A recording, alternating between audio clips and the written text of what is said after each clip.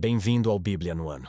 Um plano simples, com porções diárias de leitura e conexão com a palavra, para que ao longo de um ano, completemos juntos esse marco tão importante na nossa jornada de fé.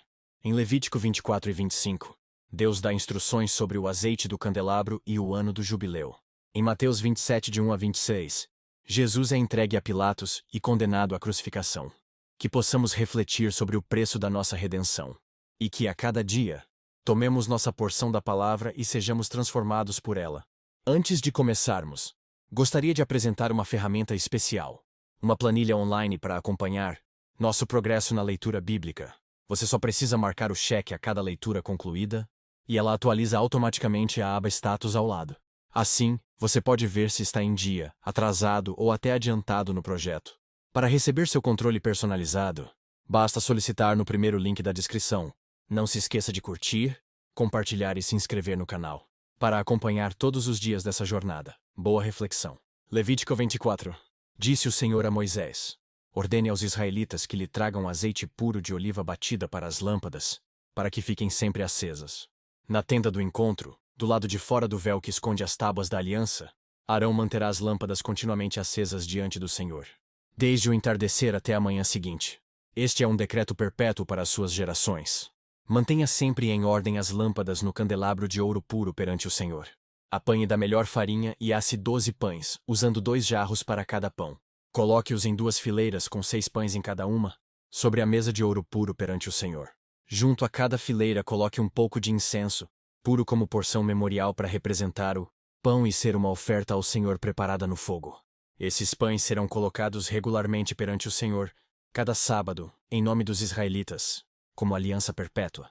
Pertencem a Arão e a seus descendentes, que os comerão num lugar sagrado, porque é parte santíssima de sua porção regular das ofertas dedicadas ao Senhor, preparadas no fogo. É decreto perpétuo. Aconteceu que o filho de uma israelita e de um egípcio saiu e foi para o meio dos israelitas. No acampamento houve uma briga entre ele e um israelita. O filho da israelita blasfemou o nome com uma maldição. Então o levaram a Moisés. O nome de sua mãe era Selomite, filha de Dibri, da tribo de Dan. Deixaram-no preso até que a vontade do Senhor lhes fosse declarada. Então o Senhor disse a Moisés: leve o que blasfemou para fora do acampamento. Todos aqueles que o ouviram colocarão as mãos sobre a cabeça dele, e a comunidade toda o apedrejará. Diga aos israelitas: se alguém amaldiçoar seu Deus, será responsável pelo seu pecado. Quem blasfemar o nome do Senhor terá que ser executado. A comunidade toda o apedrejará. Seja estrangeiro, seja natural da terra, se blasfemar o nome, terá que ser morto. Se alguém ferir uma pessoa a ponto de matá-la, terá que ser executado. Quem matar um animal fará restituição, vida por vida. Se alguém ferir seu próximo, deixando-o defeituoso, assim como fez lhe será feito. Fratura por fratura, olho por olho, dente por dente. Assim como feriu o outro, deixando-o defeituoso, assim também será ferido. Quem matar um animal fará restituição, mas quem matar um homem, será morto. Vocês terão a mesma lei para o estrangeiro e para o natural. Eu sou o Senhor, o Deus de vocês. Depois que Moisés falou aos israelitas, levaram o que blasfemou para fora do acampamento e o apedrejaram. Os israelitas fizeram conforme o Senhor tinha ordenado a Moisés. Levítico 25.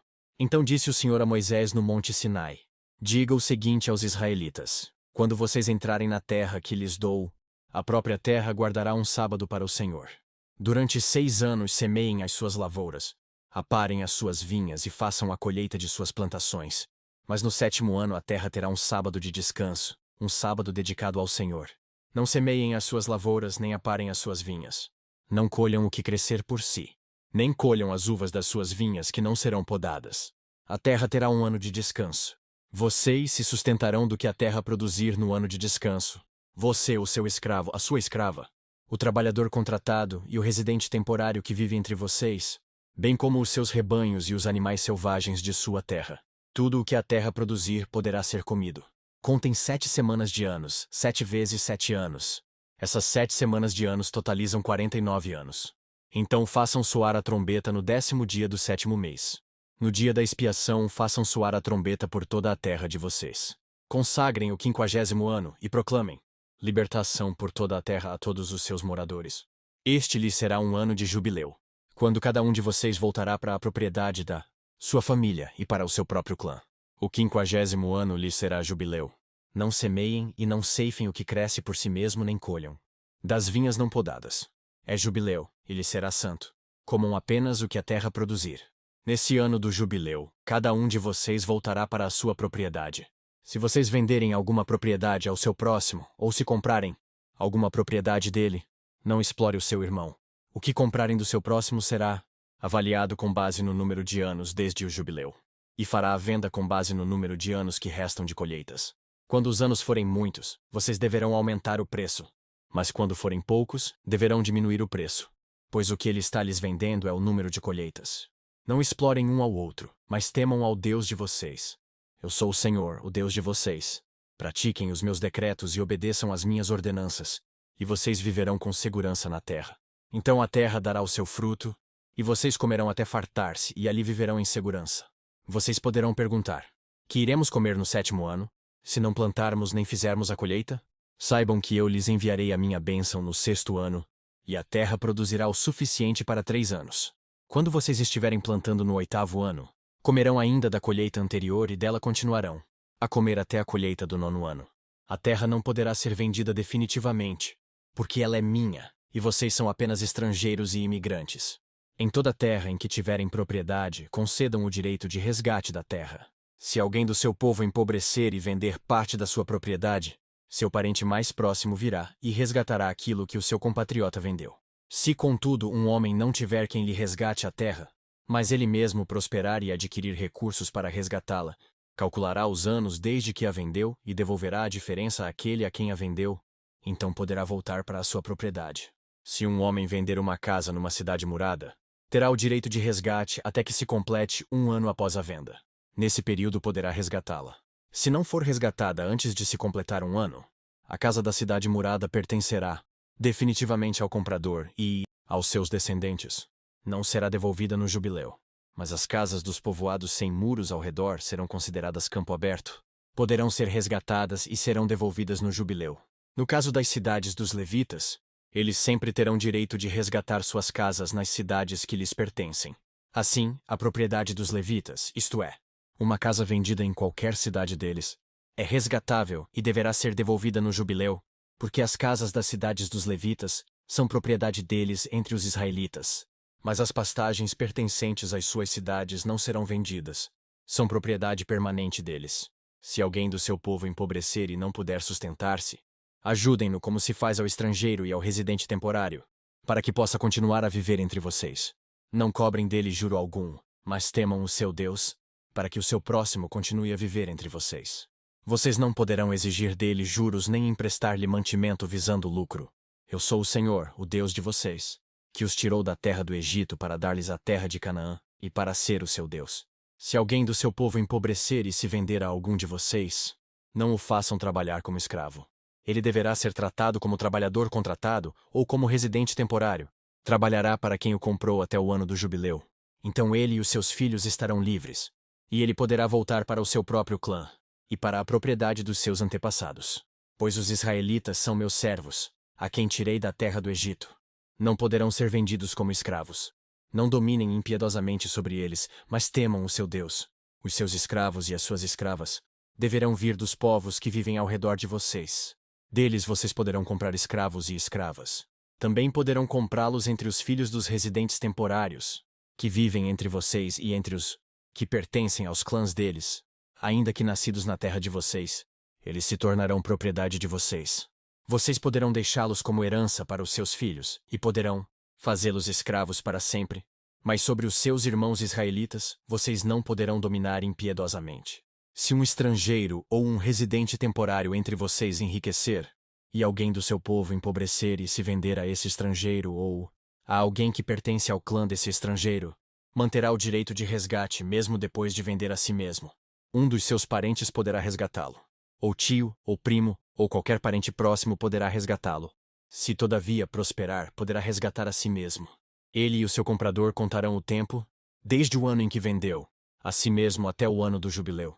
O preço do resgate se baseará no salário de um empregado contratado por aquele número de anos. Se restarem muitos anos, pagará o seu resgate proporcionalmente ao preço de compra.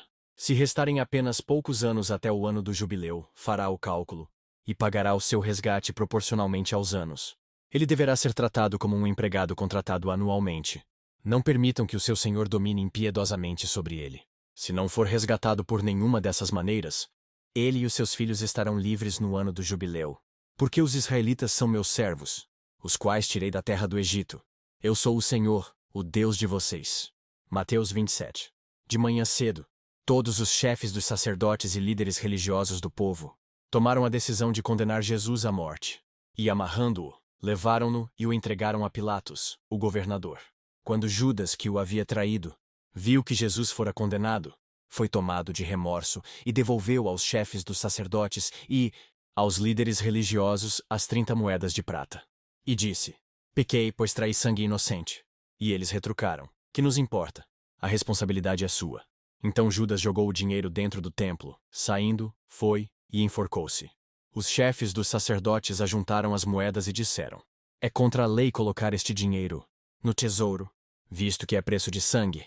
Então decidiram usar aquele dinheiro para comprar o campo do oleiro, para cemitério de estrangeiros. Por isso ele se chama Campo de Sangue até o dia de hoje. Então se cumpriu o que fora dito pelo profeta Jeremias. Tomaram as 30 moedas de prata, preço em que foi avaliado pelo povo de Israel, e as usaram para comprar o campo do oleiro, como o Senhor me ordenou. Jesus foi posto diante do governador, e este lhe perguntou: Você é o rei dos judeus? Respondeu-lhe Jesus: Tu o dizes. Acusado pelos chefes dos sacerdotes e pelos líderes religiosos, ele nada respondeu. Então Pilatos lhe perguntou: Você não ouve a acusação que eles estão fazendo contra você? Mas Jesus não lhe respondeu nenhuma palavra, de modo que o governador ficou muito impressionado. Por ocasião da festa era costume do governador soltar um prisioneiro escolhido pela multidão. Eles tinham, naquela ocasião, um prisioneiro muito conhecido, chamado Barrabás. Pilatos perguntou à multidão que ali se havia reunido: Qual destes vocês querem que lhe solte, Barrabás ou Jesus, chamado Cristo? Porque sabia que o haviam entregado por inveja. Estando Pilatos sentado no tribunal, sua mulher lhe enviou esta mensagem: Não se envolva com este inocente, porque hoje em sonho sofri muito por causa dele. Mas os chefes dos sacerdotes e os líderes religiosos convenceram a multidão a que pedisse Barrabás e mandasse executar a Jesus.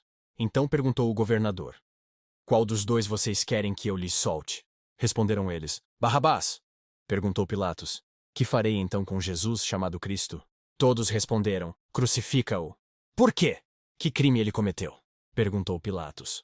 Mas eles gritavam ainda mais: Crucifica-o! Quando Pilatos percebeu que não estava obtendo nenhum resultado, mas pelo contrário, estava se iniciando um tumulto, mandou trazer água, lavou as mãos diante da multidão e disse: Estou inocente do sangue deste homem. A responsabilidade é de vocês. Todo o povo respondeu: Que o sangue dele caia sobre nós e sobre nossos filhos. Então Pilatos soltou-lhes Barrabás, mandou açoitar Jesus e o entregou para ser crucificado. Que as palavras de hoje permaneçam em seu coração e transformem sua caminhada de fé. Não esqueça de curtir, compartilhar e se inscrever no canal para continuar essa jornada conosco. Se ficou para trás, não tem problema. É só assistir aos vídeos anteriores e se manter firme no plano. Nos vemos no próximo vídeo para mais uma porção da Palavra de Deus. Até lá. A paz.